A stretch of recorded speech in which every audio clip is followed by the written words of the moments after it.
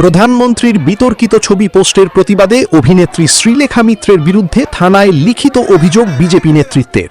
প্রধানমন্ত্রী নরেন্দ্র মোদীর একটি বিতর্কিত ছবি সামাজিক মাধ্যমে পোস্টের অভিযোগে অভিনেত্রী শ্রীলেখা মিত্রের বিরুদ্ধে ডায়মন্ড হারবার থানায় লিখিত অভিযোগ দায়ের করেছে বিজেপি। এই ঘটনাকে কেন্দ্র করে এলাকায় রাজনৈতিক উত্তেজনা ছড়িয়ে পড়ে।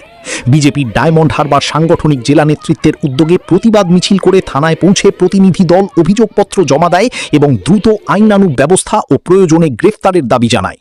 ডায়মন্ড হারবার নিউ টাউন এলাকা থেকে মিছিল শুরু হয়। দলীয় পতাকা ও স্লোগান নিয়ে কর্মী সমর্থকরা অংশ নেন। মিছিলটি শহর পরিক্রমা করে থানার সামনে গিয়ে শেষ হয়। পরে প্রতিনিধি দল অভিযোগ জমা দেয়। এই কর্মসূচিতে উপস্থিত ছিলেন জেলা সম্পাদক অতনু সাঁতরা, নেতা দীপক কুমার হালদার, বিভিন্ন মণ্ডলের সভাপতি, যুব ও মহিলা মোর্চার নেতারা।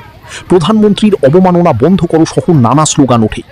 বিজেপির অভিযোগ, শ্রীলেখা মিত্রের পোস্টটি রাজনৈতিকভাবে সংবেদনশীল ও বিভ্রান্তিকর, যা সামাজিক সম্প্রীতি নষ্ট করতে পারে।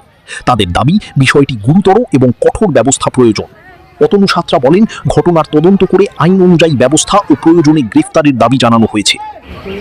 আমরা ডায়মন্ড হারবার থানায় এসেছি, কারণ দেশ জুড়ে যে নেট পরীক্ষার প্রশ্নপত্রের ফাঁসের বিরুদ্ধে দেশ জুড়ে যে একটা প্রতিবাদ চলছিল, কিন্তু প্রতিবাদের নামে কিছু কিছু বিশৃঙ্খলা চলছিল দেশ জুড়ে। এবং আমরা জানি অনেক ছাত্রছাত্রী নয়, এরকম অসংখ্য বয়স্ক মানুষ সমাজবিরোধী যারা দেশের এই প্রতিবাদের নামে ভাঙচুর করেছে, লুটপাট করেছে। এর থেকে বাদ যায়নি আমাদের পশ্চিমবাংলার শ্রীলেখা মিত্র, যে দেশের প্রধানমন্ত্রী সম্বন্ধে কুরুচিকর পোস্ট করেছেন। তার বিরুদ্ধে আমরা আজকের পথে নেমেছি এবং আমরা তার বিরুদ্ধে আজকের এফআইআর করেছি ডায়মন্ড হারবার থানায়। মিছিলটা কোথা থেকে হলো? মিছিলটা হলো কবারহাট থেকে ডায়মন্ড হারবার থানা। এবং থানাতে কি আজকের অভিযোগপত্র জমা দিলেন? অভিযোগপত্র জমা দিলাম, কমপ্লেন জমা দিলাম এবং জেলার তরফ থেকে আমি দিলাম। আমি অতনু সাঁতরা, ডায়মন্ড হারবার সাংগঠনিক জেলার সাধারণ সম্পাদক।